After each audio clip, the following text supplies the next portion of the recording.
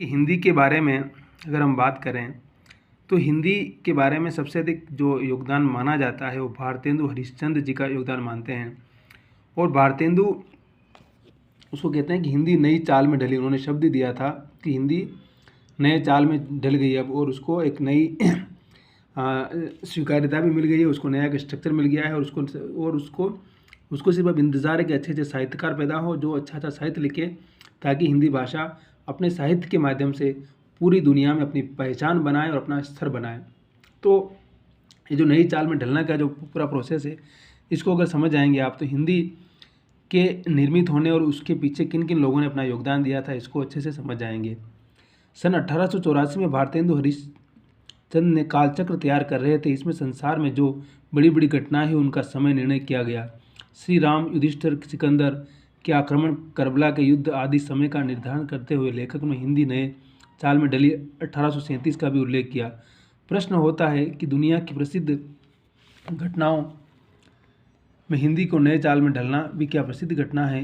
दूसरा प्रश्न यह है कि 1873 में ही इस घटना को घटित होने का समय क्यों चुना गया। वो कह भारतेंदु हरिश्चंद्र ने जब 1873 में वो कुछ कालचक्र कुछ काम कर रहे थे, उसमें तैयार करना था कि दुनिया की जो महान घटना है, तो उसमें उन्होंने 1873 में बताया कि हिंदी नई चाल में ढली। देखिए बहुत महत्वपूर्ण बात बता रहे हो कि किसी भाषा का निर्मित होना, उसका जन्म होना, और उसके माध्यम से जब वो अपना एक नया स्तर बनाती है और आने वाले वक्त की आवाज़ बनती है, वो बहुत बड़ी बात है।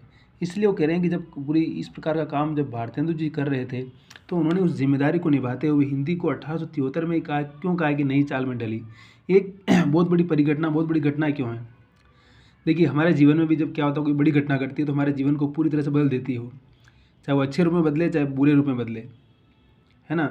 तो ये घटना भी इतनी बड़ी घटना थी कि इसने पूरा भारतीय जनमानस को बदलने का काम किया। दूसरे प्रश्न के उत्तर में प्रश्न का उत्तर है सन 1873 में हरिश्चंद्र मैगजीन का प्रकाशन भी शुरू होता है, ठीक है। और 1868 में उन्होंने कई वचनसुधा ये सब भारतेंदु जी निकालते सारी पत्रिकाएं, लेकिन उस पत्रिका के प्रकाशन को उन्होंने घटना नहीं माना। अब हरिश्चंद्र मैगजीन को प्रकाशन वर्ष को घटना के रूप में स्वीकार करना अपने आप में एक बड़ी बड़ी घटना है। इस संबंध में आचार्य शुक्ल ने लिखा है कि संवत 1930 में उन्होंने हरिश्चंद्र मैगजीन नाम की एक मासिक पत्रिका निकाली। इसका नाम 8 संख्याओं के उपरांत हरिश्चंद्र मैगजीन हो गया, चंद्रिका हो गया। हिंदी गद्य का ठीक परिष्कृत रूप पहले इसी चंद्रिका में प्रकट हुआ। भारतेंदु ने नई सुधरी हुई हिंदी का उदय इसी समय से माना।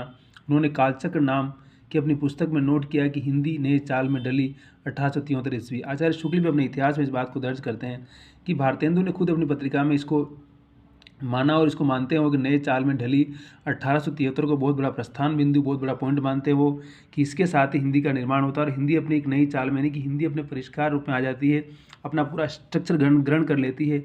और ये हिंदी भाषा के बनने की प्रक्रिया का बहुत बड़ा प्रस्थान था, जिसको खुद आचार्य शुक्ल भी मानते हैं और भारतेंदु ने उसको अपने हिसाब से दर्ज किया।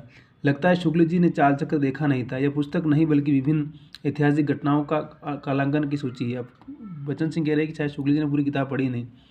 भारतेंदु ने हिंदी नई चाल में ढली, न कि हिंदी नई चाल में ढली। चंद्रिका का प्रकाशन वर्ष 74-73 नहीं, अतः भारतेंदु की दृष्टि में हरिश्चंद्र मैगजीन का प्रकाशन वर्ष ही हिंदी नए रूप में ढलने का वर्ष है। कवि वचनसुधा में पहले पुरानी चाल की कविताएं छपती थी, बाद में लेख छपने लगे। भारतेंदु हरिश्चंद्र मैगजीन का फलक व्यापक हो गया और उसमें बहुत सारी चीज़ों फिर बाद में लिखना शुरू कर दिया। इनसे बहुत सारे लोगों का नाम है। हिंदी नए चाल में ढलने का अभिप्राय अब तक स्पष्ट नहीं हो सकता जब तक भारतेंदु की पूर्ववर्ती गद्य परंपरा विश्लेषित न हो और उसमें तथा नए चाल में ढलने वाली हिंदी के बीच विभाजन रेखा न खींच दी जाए। भारतेंदु के पूर्व राजा लक्ष्मण सिंह और श्री प्रसाद सितारे हिंद टकसाली गद्य की रचना कर चुके थे। ठीक सितारे हिंद ने गद्य की प्रशंसा करते हुए प्रेमगन राम भारतेंदु को सितारे हिंद का अनुकर्ता मानते थे। संभवतः इसीलिए रामविलास शर्मा ने 1873 में हिंदी नए चाल में नहीं ढली यह कार्य बहुत पहले संपन्न हो चुका था। 1857 के आसपास राजा श्री प्रसाद वैसी हिंदी लिख रहे थे जैसी उसी को भारतेंदु ने अपनाया था। और वो कह रहे हैं कि रामविलास इससे अपना इत्तेफाक अलग रखते हैं और कह रहे हैं कि 1857 में ही राजा श्री प्रसाद सिंह ऐसी हिंदी लिख रहे थे जैसे कि भारतेंदु 1873 में बात कर रहे हैं। पर राजा श्री प्रसाद और भारतेंदु का मुख्य अंतर यह है कि पहला टकसाली हिंदी लिखना है और दूसरा लोकोपयोगी। भारतेंदु था उनके मंडल के लेखों को भाषा की जो सजीवता, स्वतंत्रता और उमंग पाई जाती है, वो पूर्ववर्ती गद्य लेखों में नहीं मिलती। और बोला रहा हूँ अंतर, दोनों का अंतर सिर्फ इतना ही है कि इनकी भाषा लोक की भाषा है ना भारतेंदु की, लेकिन इनकी सितारे जी की भाषा थोड़ी संस्कृत निष्ठ कठिन भाषा है, इसलिए उसको लोग पकड़ नहीं पाते हैं। तो भारतेंदु ने क्या किया कि उस भाषा को लोक की तरफ लेके, सामान्य इंसान की तरफ लेके, ताकि वो भाषा अपने प्रसार में आगे बढ़ सके। अब रही बात है कि किस ऐतिहासिक संदर्भ में यह अंशमुख गद्य विकसित हुआ। उस समय की भारतीय नवजागरण की प्रवृत्ति उपनिवेश विरोधी थी। अंग्रेजी साम्राज्यवाद की बखियाँ उगेरने में हंसमुखता औजार का काम करती थी। देशी बोली के मिश्रण से भाषा की सजीवता ही नहीं आई, बल्कि अंग्रेजियत के विरुद्ध एक मुहिम भी चल पड़ी। भारतीय परंपरा का पल्ला कसकर पकड़ने के कारण उनके अनेक अंतर्विरोध भी समाविष्ट हो गए। भारतेंदु मंडल के अन्य लेखक बालकृष्ण भट्ट, प्रेमगन, प्रताप नारायण मिश्र ये भी अंतर्विरोधों से परिलक्षित होते हैं। इस काल अवधि में ऐतिहासिक मांग के फलस्वरूप निबंध के अतिरिक्त नाटक, उपन्यास और कहानी लेखन की भी शुरुआत हुई। साहित्य के इस विविध रूपों में भी अनेक प्रकार के अंतर्विरोध दिखाई पड़ेंगे। वो कह रहा है कि इस नए चाल में ढलने के कारण क्या होता है कि सिर्फ निबंध ही नहीं बल्कि नाटक, उपन्यास और कहानी जैसी विधाओं को भी आविर्भाव होता है, उनको भी रास्ता मिलता है और वो भी अपने उफान के लिए तैयार हो जाती है। तो इस प्रकार से क्या हुआ कि जब लोग के बहुत सारे मुहावरे, बहुत सारी बातें जब भारतेंदु अपने नाटकों में डालने लगते हैं, तो देखिए उससे भाषा भी एक हास्या, थोड़ी हंसी मजाक भी हो जाती है और हंसी मजाक में व्यंग भी हो जाता है और अपनी बात भी कह जाते हैं वो, है ना।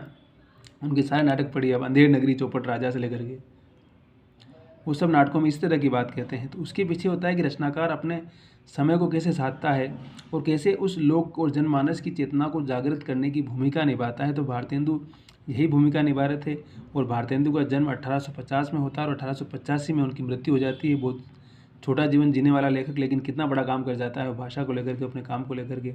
यह अपने आप में एक अद्भुत और बहुत महत्वपूर्ण बात है।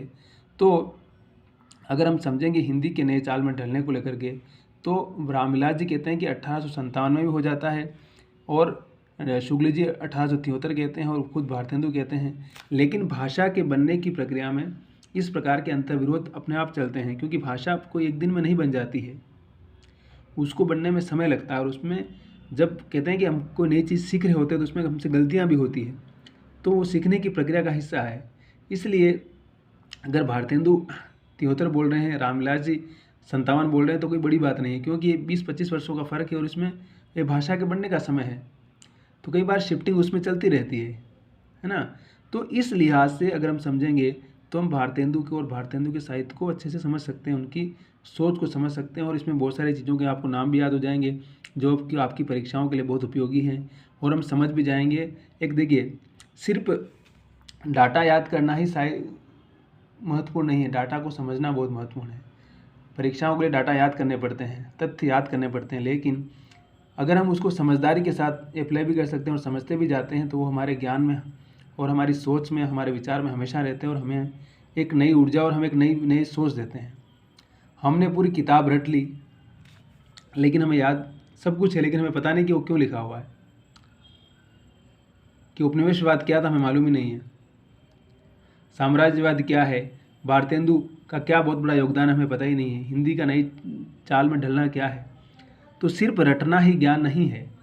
इसलिए अगर हम सिर्फ रटते हैं तो प्लीज़ इस प्रक्रिया से अपने आप को बाहर कीजिए और चीज़ों को समझने की कोशिश कीजिए। चाहे कम पढ़िए, हम भले कम पढ़ें, कोई फ़र्क नहीं पड़ता है, लेकिन अगर समझ के पढ़ेंगे तो वो हमेशा हमारे काम आएगा और हमेशा उससे हम ग्रहण करते जाएंगे। नहीं तो रात में रटा और सुबह चट्टा वाला हो जाएगा। इतिहास के बारे में जब हम लोग पढ़ते थे तो हमारे सर कहते थे क्या, रात में रटा और सुबह चट्टा चट हो गया वापस वो। तो रटने से कुछ नहीं होता, रट तो तोता भी लेता है। रटने से कोई विद्वान नहीं बनता, कोई थिंकर नहीं बनता, कोई चिंतक नहीं बनता है। हम समझेंगे जितना अधिक चीज़ों को जानेंगे और हम अपनी खुद की समझदारी डेवलप करेंगे, तभी अगर हम लेखक बनना है, हमें चिंतक बनना है, थिंकर बनना है, हमें अच्छा वक्ता बनना है, तो हमारे पास समझदारी का होना बहुत ज़रूरी है। नहीं तो आप सिर्फ एक तोते की तरह हो जाएंगे, चाहे आपके पास कितना भी ज्ञान है, लेकिन आपको चलाने वाला हमेशा दूसरा ही रहेगा। इसलिए इस बात का ख्याल रखें और प्लीज़ फॉलो करें, सब्सक्राइब करें और सवाल पूछें और खुश रहें और प्रसन्न रहें। ज़िंदगी आपकी है, खुश आपको अपने आप को रखना है, दूसरा कोई खुशी नहीं देने वाला नहीं, खुद को खुशी ढूंढना है। शब्बा के मस्त रहिए, तंदुरुस्त रहिए, दौड़ते रहिए, कूदते रहिए और खुश रहिए हमेशा। खुशी ही सारे ज्ञान का, सारे जीवन का सूत्र है।